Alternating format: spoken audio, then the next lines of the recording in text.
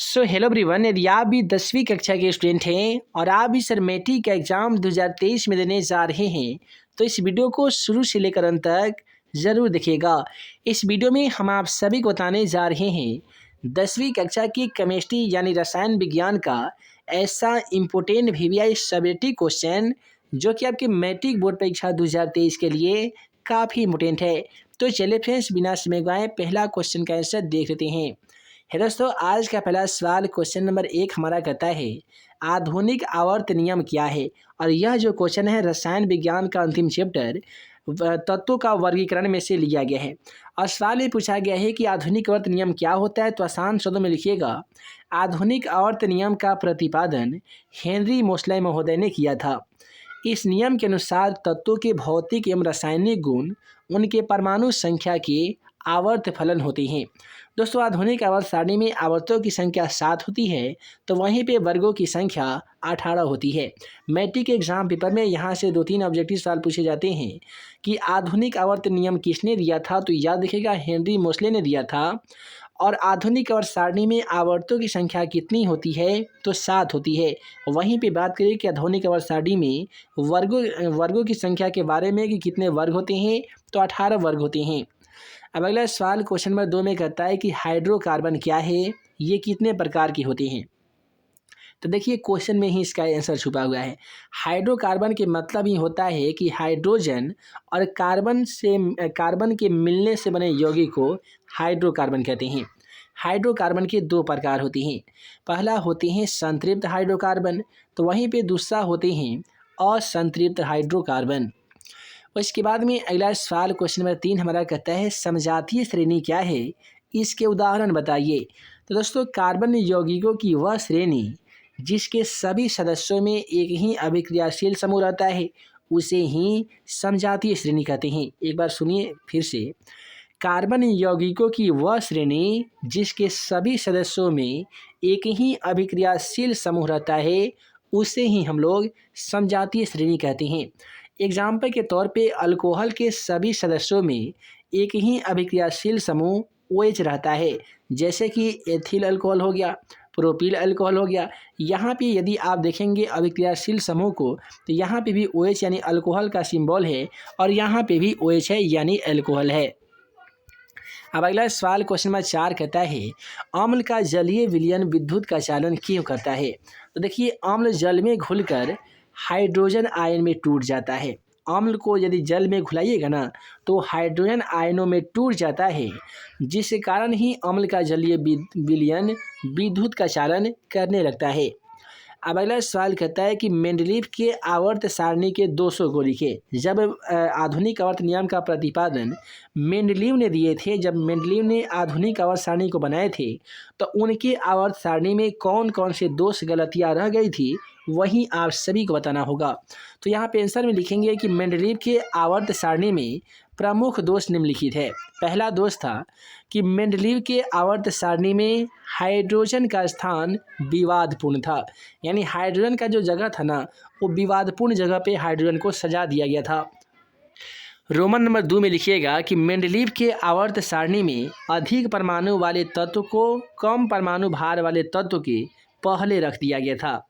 Roman number 3 में लिखिएगा कि मेंडलीव के आवर्त सारणी में समस्थानिकों के लिए कोई स्थान निर्धारित नहीं की गई थी। रोमन नंबर 4 में लिखिएगा कि मेंडलीव के आवर्त सारणी में समान तत्व को अलग अलग वर्गों में रखा गया है, जबकि होना ये चाहिए था कि मेंडलीव के आवर्त सारणी में समान तत्व वाले जो भी तत्व हैं उन्हें एक साथ रखना चाहिए था, लेकिन मेंडलीव ने ऐसा नहीं किया था।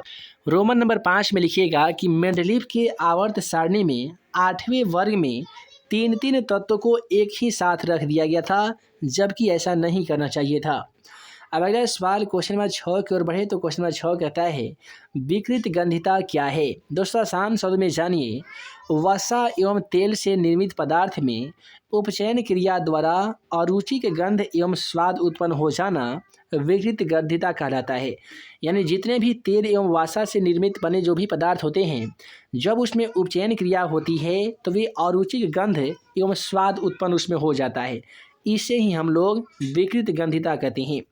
और खाद्य पदार्थ को विकृत गंधिता से बचाने के लिए खाद्य पदार्थों को रेफ्रिजरेटर BHA या BHI का प्रयोग किया जाता है।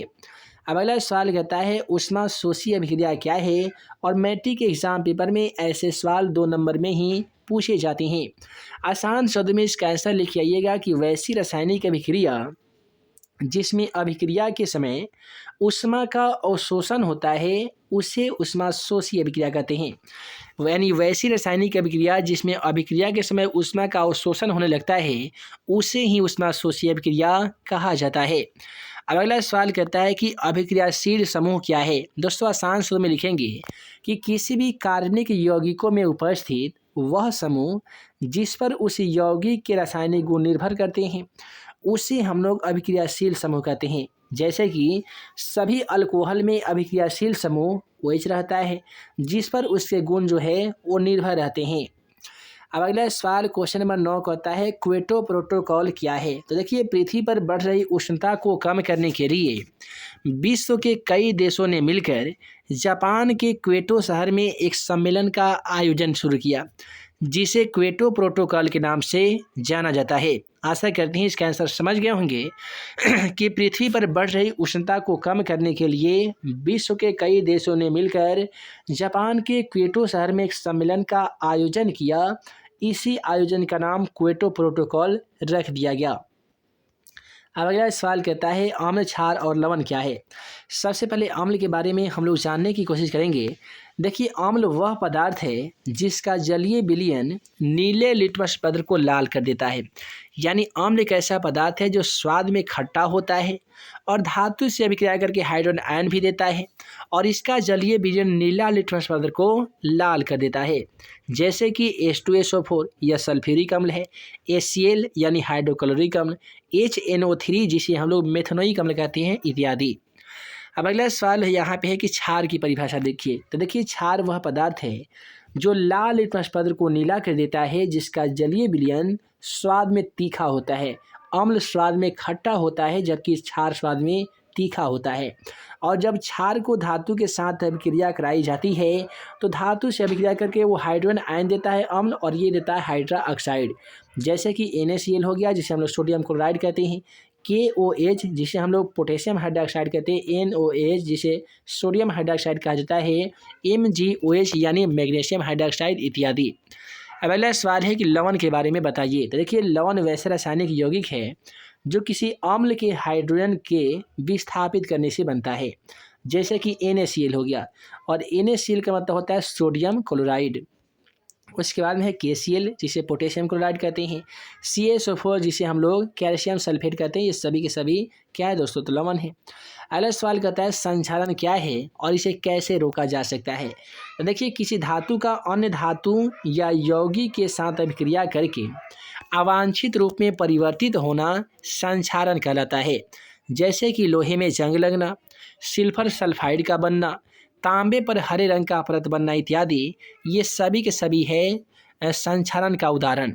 यहाँ पे लिखिएगा कि संक्षारण धातु को संक्षारण से बचाने के लिए उसे मिश्र धातु में परिवर्तित कर देना चाहिए या उसके सतह पर जस्ता हो गया, सोना हो गया, चानी हो गया इत्यादि के पर चढ़ाकर धातु को संक्षारित होने से बचाया जा सकता है। अगला सवाल क्वेश्चन नंबर 12 कहता है रासायनिक गुणों के आधार पर धातु और धातु में अंतर स्पष्ट कीजिए। आसान शब्द में आंसर लिखेंगे रासायनिक गुणों के आधार पर धातु और धातु में प्रमुख अंतर निम्नलिखित है। रोमन नंबर 1 में लिखिएगा कि धातु के ऑक्साइड अम्लीय होते हैं, क्षारीय होते हैं, जबकि धातु के ऑक्साइड अम्लीय होते हैं।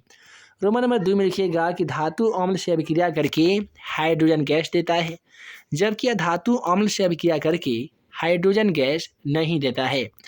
रोमन नंबर 3 में लिखिएगा कि धातु के कार्बोनेट, सल्फेट और नाइट्रेट होते हैं, जबकि धातु के ये सब नहीं होते हैं।